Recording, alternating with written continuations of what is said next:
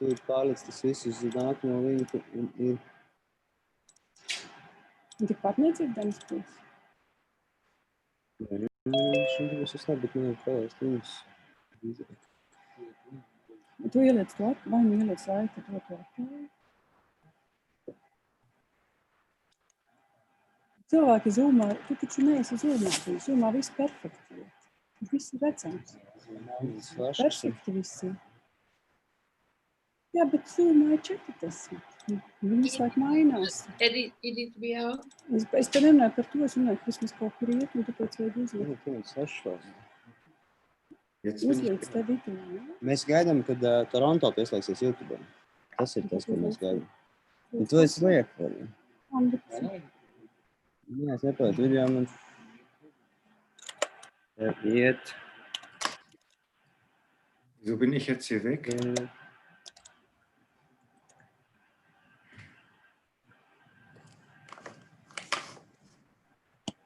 Viņi taču nevar sasniegt. Martin, you cannot leave now. You cannot leave again. This causes a lot of problems now. But I'm here.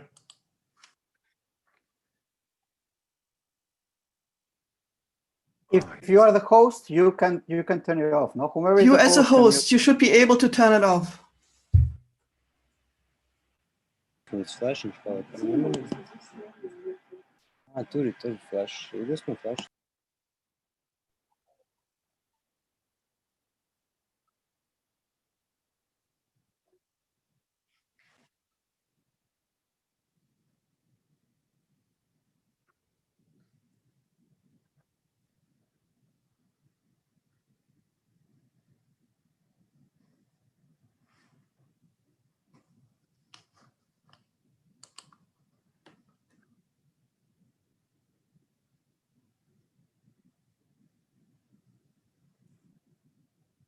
The stream doesn't show anything yet. Is that the delay, perhaps?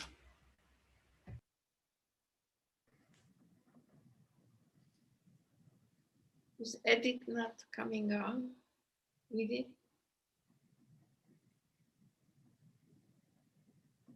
Edith is just a placeholder. She's not part of the show, Nina. Okay.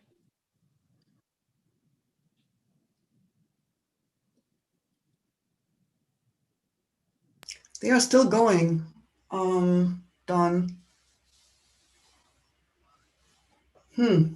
Well, you can't get to the live stream from their website.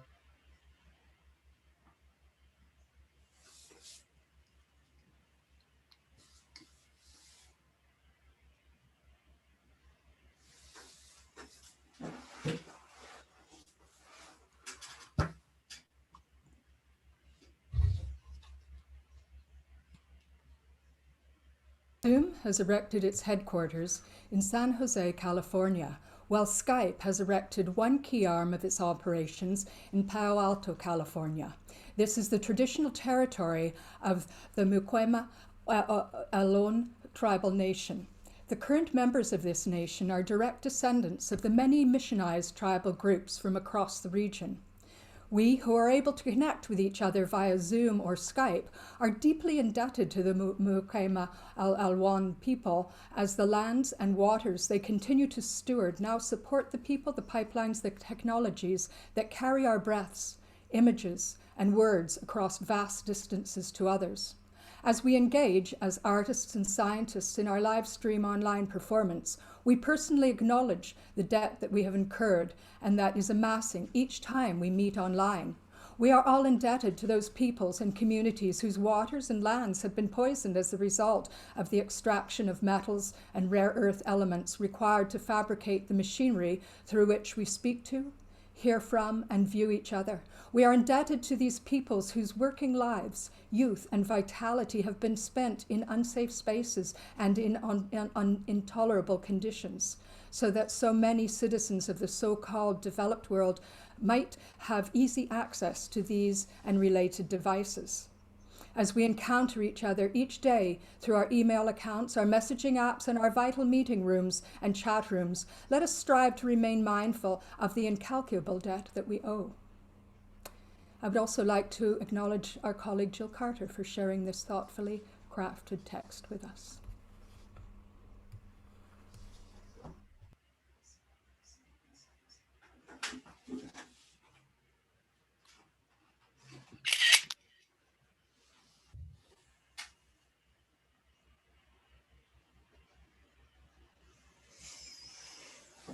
This is a prototype performance. This is a test.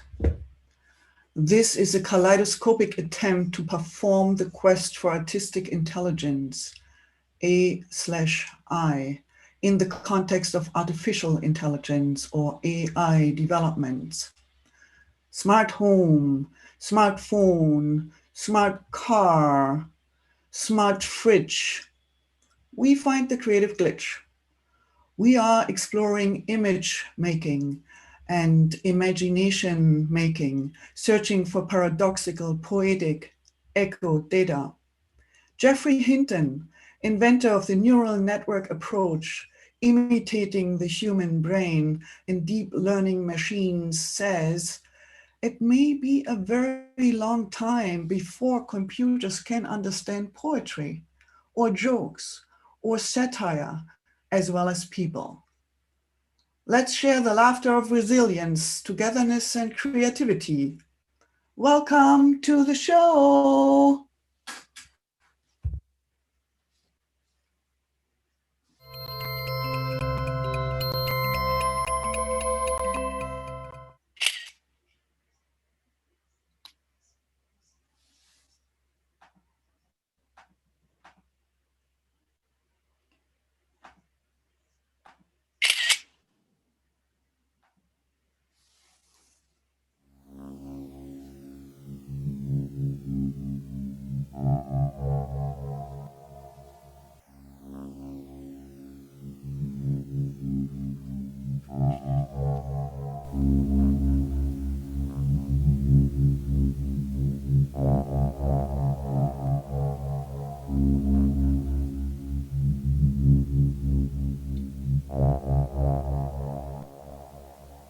It's like, how would you approach a being with respect that you might have been detached, like you might be native, but then you might have been detached from the ways in which our ancestors would communicate to these beings in a respectful way.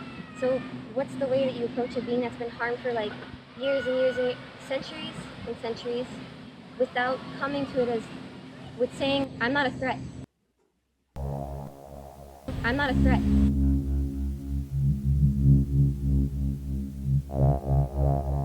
I'm not a threat. The first reaction was like, okay, I give you my child. I give you my child.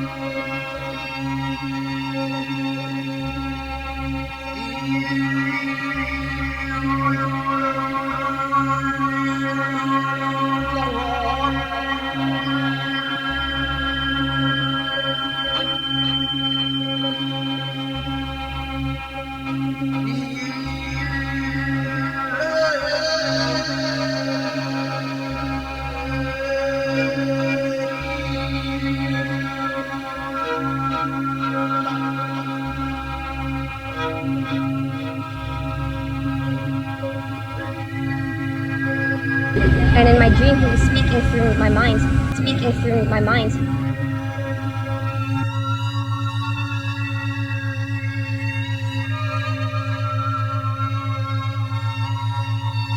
Speaking through my mind.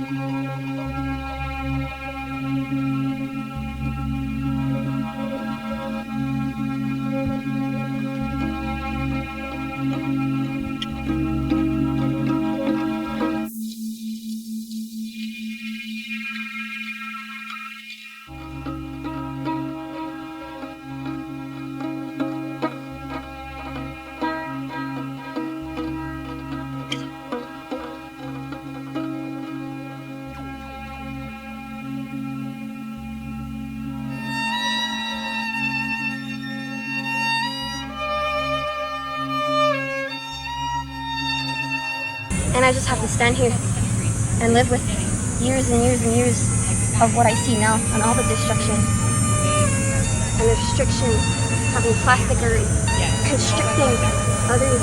And I'm trying to protect my baby, my next slave. I'm humbled by the fact that we're still alive and knowing that trees supply us with oxygen. They clean our water.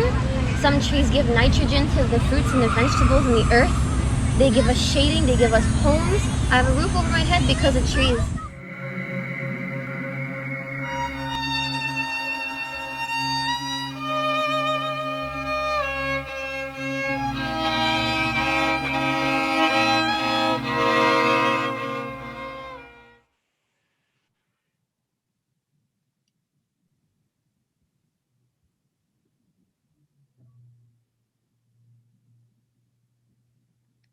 Nime emerges from a need to remember an all but forgotten language. The language of those marker trees manipulated as saplings by indigenous ancestors to direct human movement towards good hunting grounds, towards fresh water, towards food caches, and towards the sites of ceremony. It begins with a simple question. How does the contemporary indigenous body begin its approach? What ancient protocols must be remembered and performed to initiate encounter, to seek consent? Ganagahea dancer Candy Blair explores the protocols of approach in this first phase of the project as she seeks to regenerate the relationship that has been ruptured through the depredations of the colonial project. She begins as a stranger, placing herself at the edge of the woods, declaring her intentions and waiting for a response, an invitation, a welcoming. This is ceremony, an iteration emerging from and belonging to this historical moment, to all historical moments. Here, as ever it was, in such encounters, all times become one. We who sought to capture these images, this encounter, stood outside and apart from this ceremony, separated by a liminal threshold inscribed by the capturing technologies we held before us, GoPros, cell phones, cameras, iPads, video cameras. And so we too had to seek consent, an invitation to witness the encounter, and a permission to record, and so become history keepers, creating a mnemonic with which to remember and recount a contemporary iteration of an ancient encounter between two scarred survivors in the gentrified wreckage of a once healthy savanna teeming with deer, alive with medicine. Antje Bude then invited Asta Dibu, a Kathakali dancer from Mumbai, to witness this encounter, to listen in on the recorded conversation and to respond as an indigenous body directed by the laws of another land. And his somatic response opens up a new path of inquiry, a new conversation to explore. Nime, she dances. Nime, he dances. Nime, that one dances. Miigwech.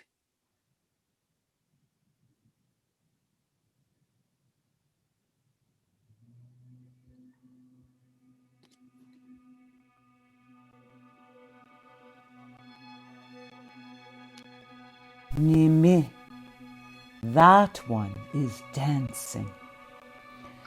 Indigenous marquetries abound across Turtle Island.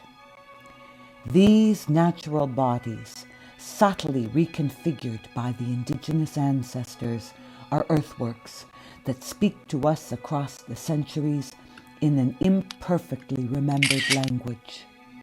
Many descendants of those who inscribed their teachings and directives in mounded earth, on scrolls of birch bark, on painted rocks, and in the twisted boughs of trees, labor to reclaim and to interpret these systems of inscription with as much vigor as they invest in the revitalization of their nation's languages.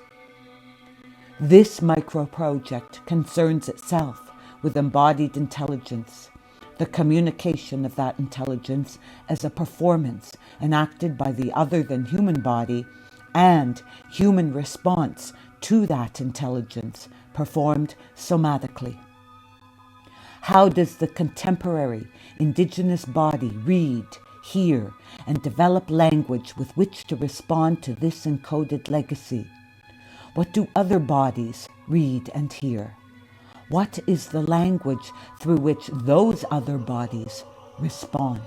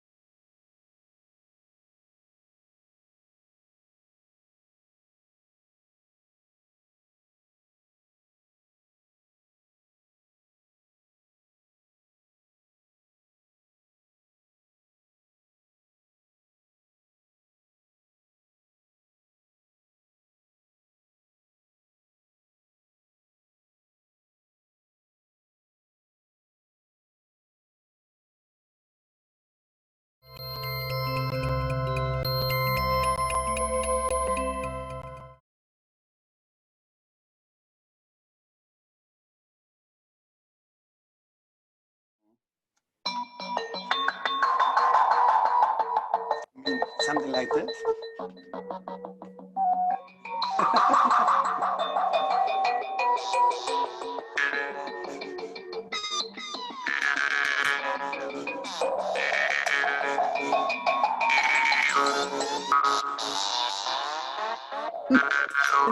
It puts me in a good mood, you know?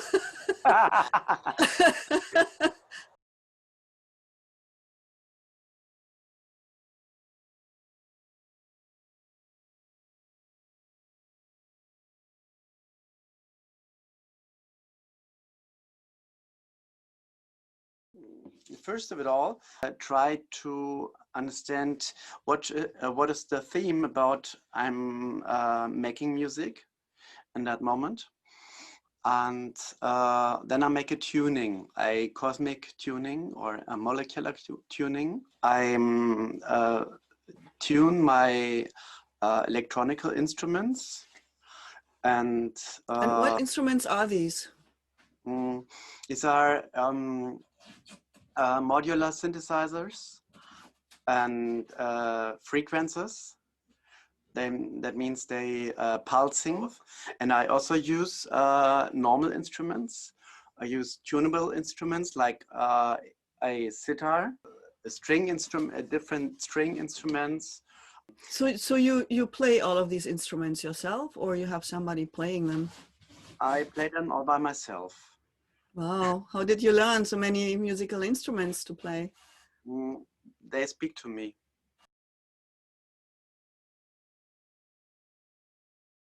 I'm always curious about atoms. It has all the data in. Stimmdaten.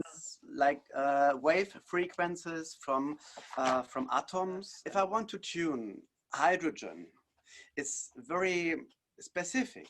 It has more than 5 different waving electrons around, which I can catch.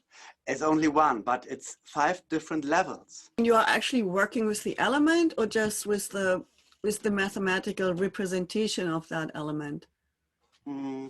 I'm working with the math, working with the physics of it. And the physics gives me the true frequencies. I take the frequency of the Balmer series, or the Paschen series, or the bracket, or the Lyman series. So what are these series? I never heard about that. What is that? The vibrating series of an electron in between of the equalizing of the corn from hydrogen. Around is circling an electron. When it's aroused, then it's turning in a different series. Oh, I see. Okay. So it can be an infrared spectrum and can be an ultraviolet spectrum. It can be a spectrum of normal tones. So it depends what animates this particular matter, so to speak. Yeah, exactly. This means I can take the same tones, take the same element and have different tones. So you're using frequencies of dynamic dance movements, so to speak, of the atom and what's happening within the atom itself. Yeah, exactly. Well, I really hope, Lars, that we get a chance to work together in a live performance setting. Oh, me too.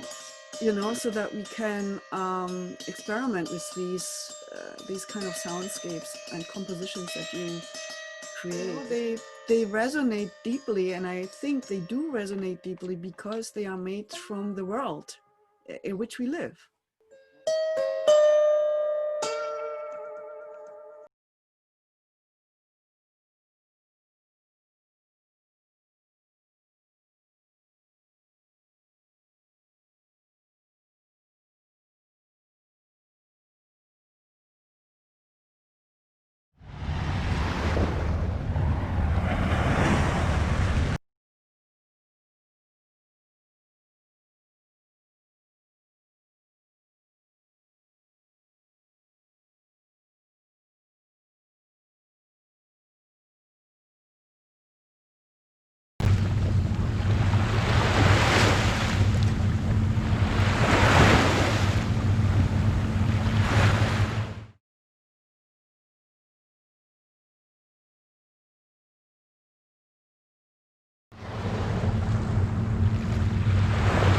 First case of COVID-19 in Singapore was registered on 23rd January.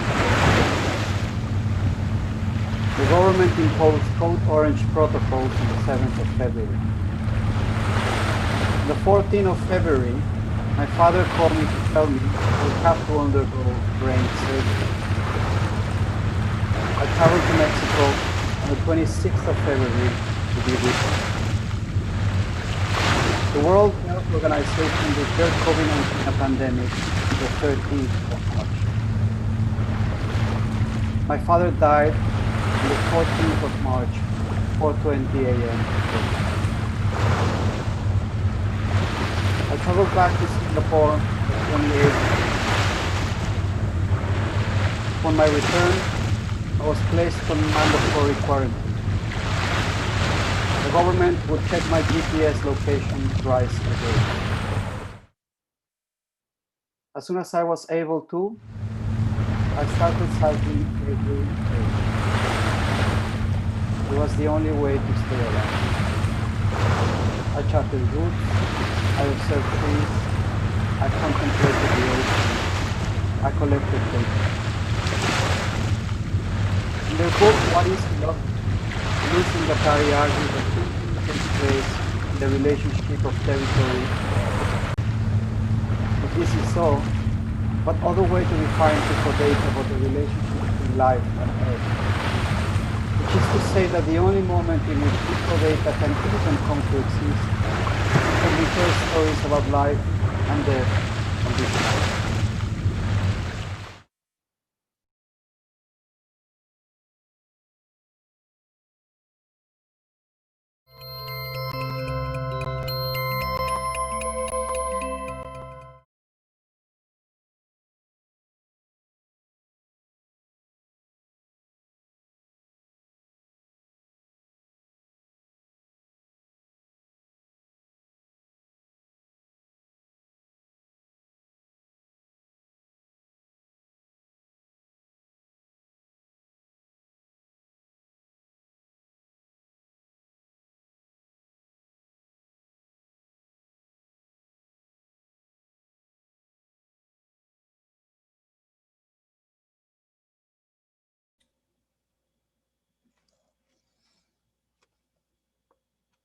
So with the original use of the Latana Magica, where was the light source for those So the light source, magic lanterns? the original ones were candles, and they had, and the Laternum, and this is the distinctive quality of those. But they were, but the light source was not in a particular enclosed thing. It was just standing there. They were in a housing with a chimney.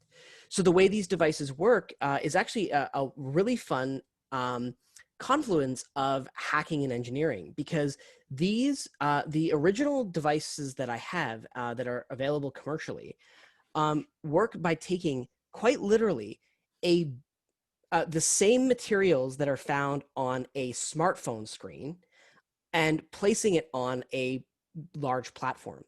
And a tub with a clear bottom is placed on the platform that has the smartphone screen on it, and you pour liquid resin on top of that tub. Huh. A build plate then descends into the liquid tub up to a diameter of anywhere from 0.5 to 0.5 millimeters above the tub. And then the screen turns on and shows an image. And the image is a shape that is cut from a 3D object.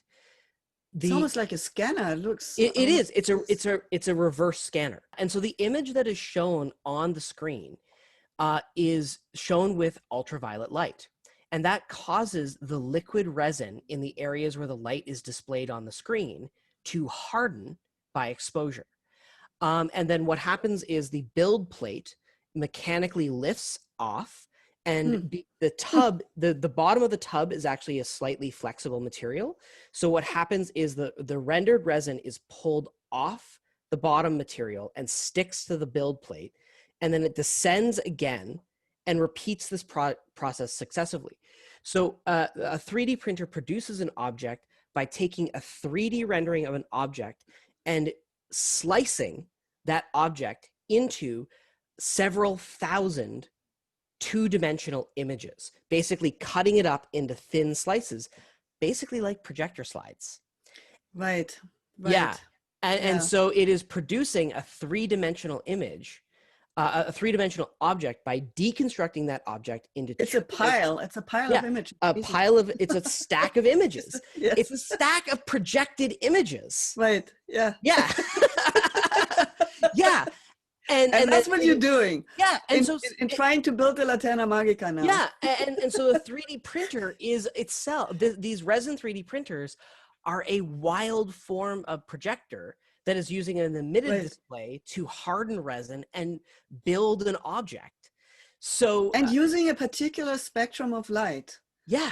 Yeah. And now we're talking about ultraviolet light. So we are kind of moving along the spectrum of light a lot in our experiments. It's fascinating to see because there's more to light than just what we can see, and more to light than what we normally rely on for our vision. And so these machines are taking advantage of different forms of light. The engineering of the Laterna Magicas coincide with the spreading of the engineering of telescopes in particular. So as telescopes and lenses, and there were more people interested in astronomy that were procuring the equipment necessary to construct a telescope, we got to people like Christensen Huygens, a Dutch philosopher and mathematician, who started building these early designs for magic lanterns.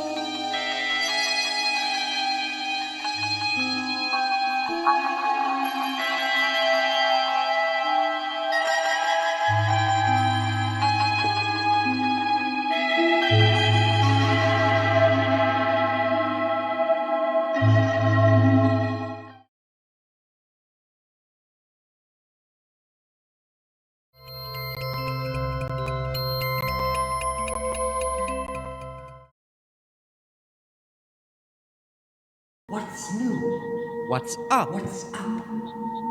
What's next? What's next? Characters. Yang Ying, a Chinese woman in her late 20s or early 30s, a Canadian-trained mathematician, specialized in data science and machine learning. She is the daughter of a Chinese political activist who had been shot to death during the Tiananmen Square massacre.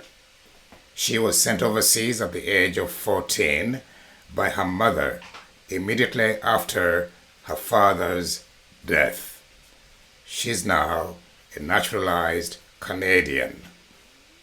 Mama, or Old Ying, a Chinese woman in her late 50s or early 60s. She is Ying's mother and lives in Beijing alone. State security officer, preferably a man, age unspecific. Oracle Jane, a machine learning software. It can be a pre-recorded female voice, a young woman's voice, but with a robotic quality. Mama, do you ever wonder why Uncle Chen and Uncle Lin were arrested 3 days after Dad disappeared, but Uncle Wang and Aunt Sue were spared? They were all at Tiananmen Square with Dad at the same time. Why did the party sentence some to decades of jail, but let others go free? There does appear to be a general pattern here. Mama pattern, Ying, yes. Look at this graph. This cluster of people. Ying's fingers zoom in the graph on the screen. Most names in here belong to unfortunate souls sentenced to 10, 20 years, even life. But here, in this cluster, 87% of the people still walk the earth as free men. Yes, some are under constant surveillance, but nevertheless, Mama, reading the legend of the church with difficulty.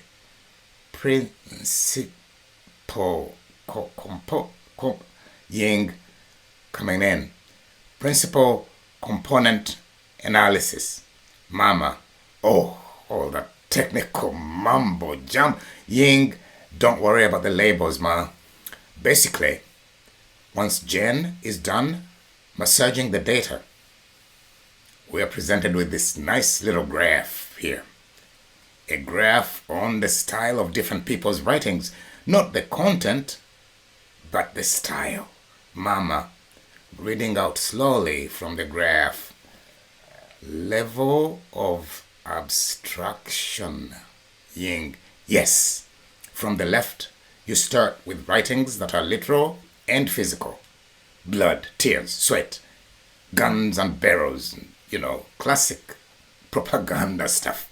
As you move to the right, you get increasingly abstract writings. Now, vertically, we read writings from straightforward to ambiguous. Aunt Wen was the queen of irony. Her words seemed to mean one thing, but they often meant the opposite. Subtly but surely inviting doubts from her readers. Mama, she stands out on your chart. Ying, top right corner. She's an outlier, all right. Mama, so you think they imprisoned her because of her writing style? Like a preemptive strike? Ying, with most effective writers dead or arrested, Mama points at the chart. That's the cluster. This cluster here. Ying, you got it, ma. I call it the unicorn cluster.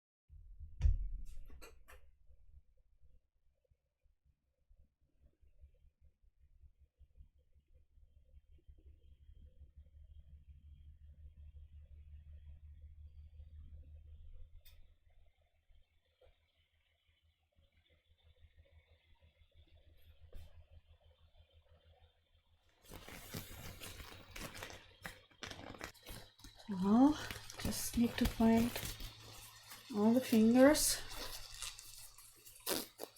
because we are going to explore what eco-data are. So I'm curious myself. Ooh. I think you kind of need protection gear times of COVID. I built an indicator of COVID time on my head. It's called hair. So it's a form of biodata that comes in the form of hair length. It used to be very short, maybe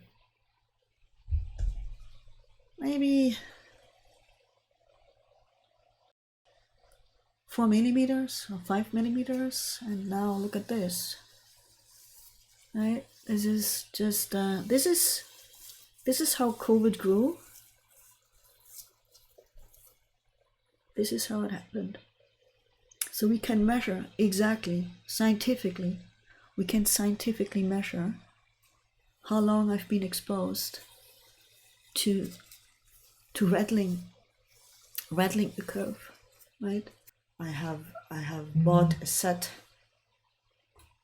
of tools from, well, I mean, all data analysis will tell you the only company that you buy these days from is, of course, a company that's named after a very wild river. And of course, the very, very, very special challenge is to not have my glasses on. So we should all be concerned. But we have to take risks, right? At least I already have a bloody nose. So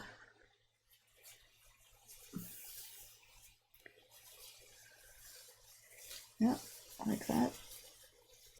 How do I start now? I will use this thing, and it's charging, but I can just unplug this here. Yeah, I will just do this and now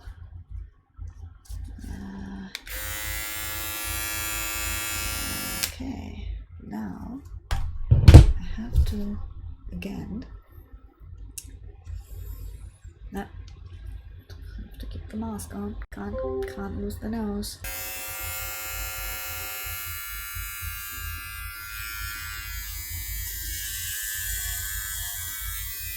Huh. Should I maybe use this? I mean, I can't really see much, honestly. This is really lots of hair, I'm telling you. It does look strange, does it? Collecting data is not easy. You have to first find data,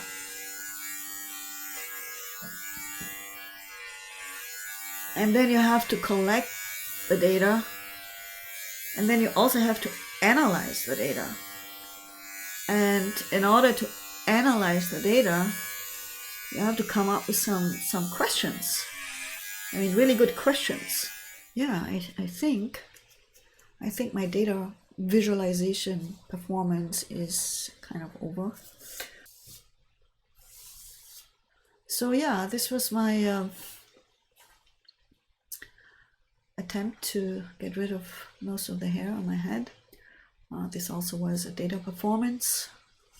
It was fully visualized and also sonified.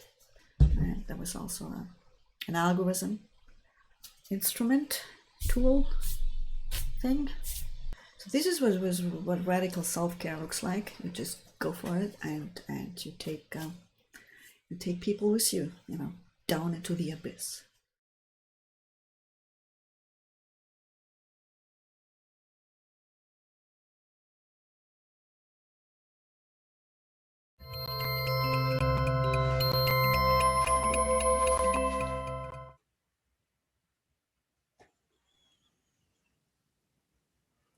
Artistic intelligence exists. Artistic intelligence. Artistic intelligence exists. Intelligence. Artistic intelligence exists. Artistic intelligence Artistic intelligence exists.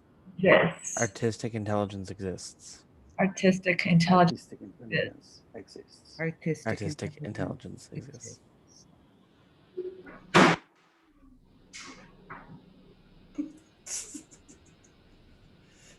That was fun.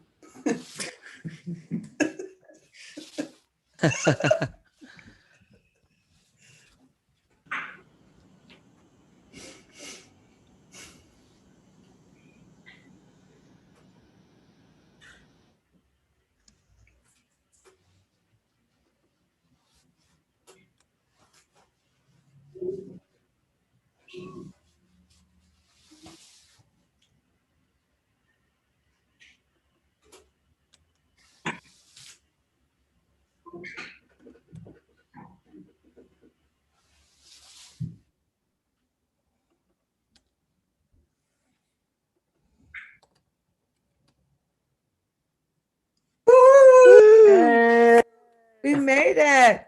You